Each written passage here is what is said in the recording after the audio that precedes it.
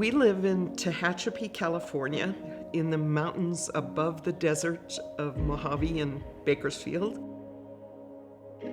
And we get to enjoy sun most of the time, but we also get snow and cool temperatures. We have one daughter who is now an elementary school principal in Los Angeles. And we have one little dog, her name is Dottie, and she's a silky terrier. Come on. Maureen is the love of my life. She's a multi-talented person, and she's the sweetest person you'd ever want to meet. How would I describe Tim? I would describe him as funny, persistent, and courageous.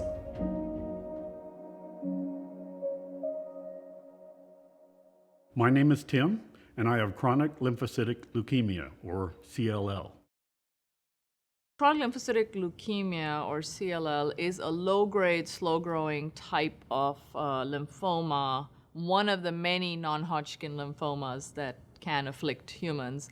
And because it's a slow-growing, low-grade kind of a lymphoma, it's considered to be a chronic cancer, which is not really curable, but which people can live with for a long, long time. And they have to go through many different treatments to keep it under control, essentially.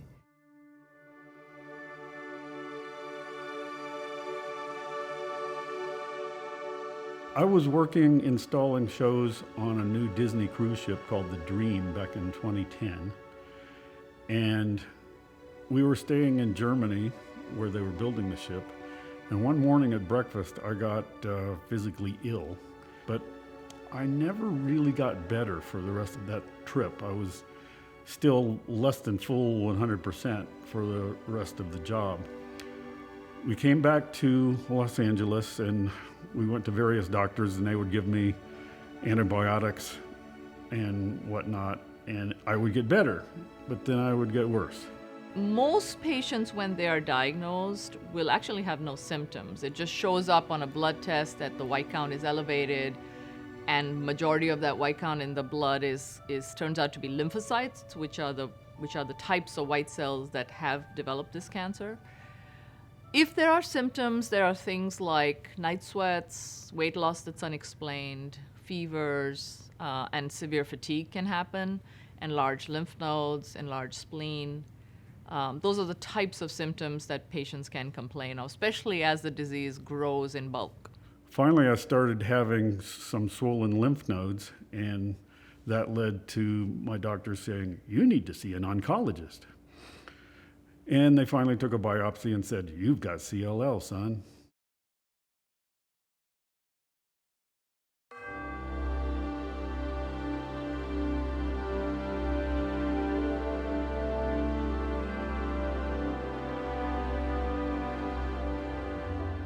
I like doing weirdo animation, special effects kind of stuff, and that kind of got me into the industry doing the same sort of thing. And I came up through the ranks. I worked doing commercials and then some stuff for TV shows for a number of years, and finally into features. And then they started sending work overseas, and that work kind of dried up, so I ended up going into the theme park business.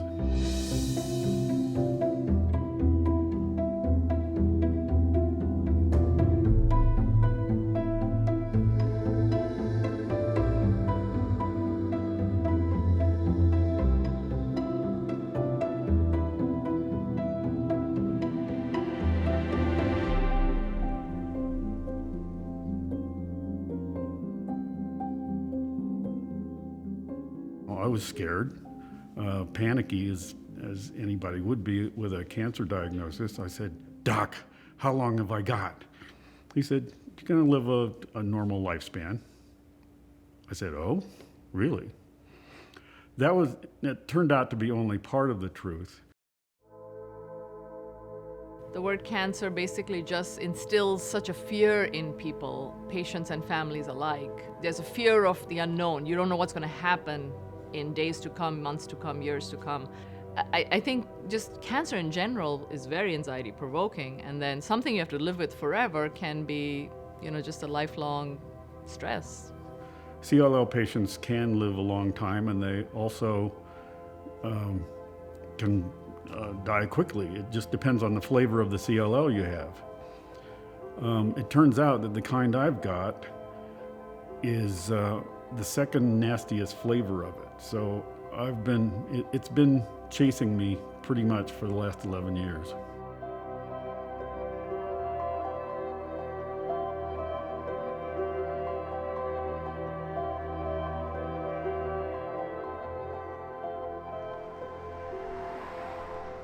I was terrified that I would be alone, that it would shorten the time that we had together by a significant amount. When I was first diagnosed, first you cry, and then I looked at Maureen and I said, let's make this the best thing that ever happened to us. So we've been trying to do so ever since. And one of the things about having CLL is that it's a constant reminder that our days on this planet are numbered. And it's a true blessing to have that reminder. It helps us to live life more thoroughly.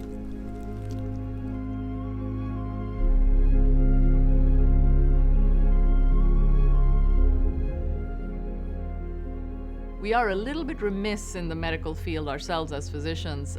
We're so busy taking care of the medical needs of the patients that we almost forget about the mental needs of the patients, which is, of course, in cancer care extremely, extremely important.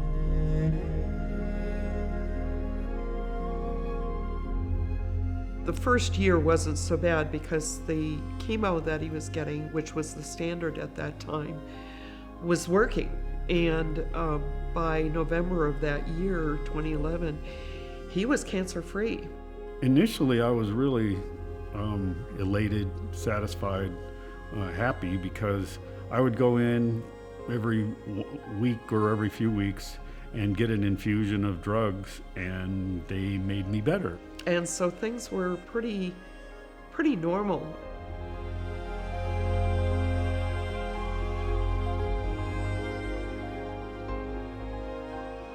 Over the course of it, I've been on a lot of different treatments, and it changes. And the disease itself changes. It tends to mutate itself around whatever we're throwing at it. So symptoms change, drugs change, side effects change. It's been on and off, up and down for a long time.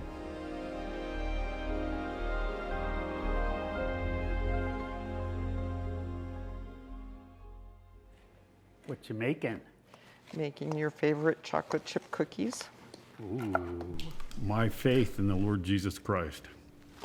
He supports us. He gives us the strength we need to get through.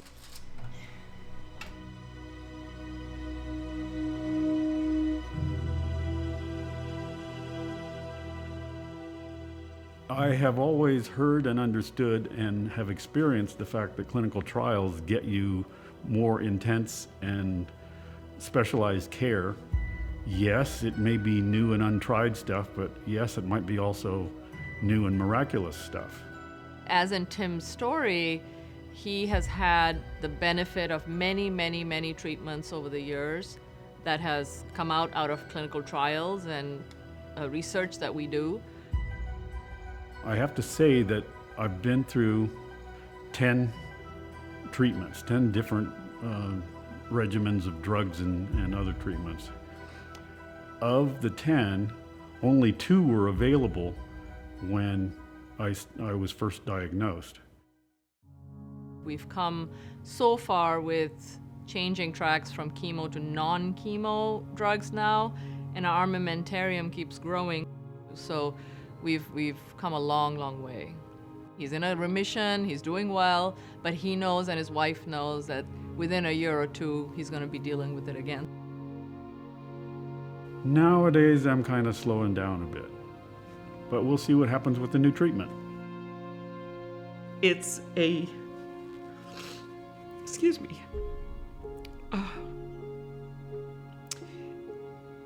it's hard to watch your loved one, what you perceive as dying a little bit more each day. And not be able to talk to anyone about it. Because when you do, you are given the statement, oh, he just has CLL. It's not that big a deal. What's the problem? And they don't see it. And it's very frustrating and upsetting.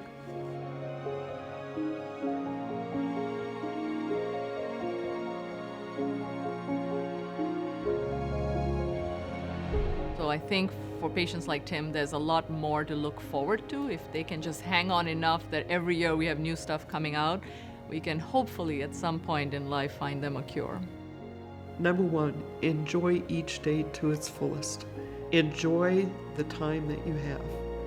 Enjoy God's creation. Enjoy your family.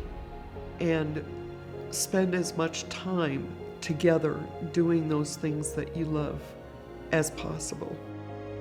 Well, a lot of people tell new patients, oh, you've got CLL, that's the good cancer.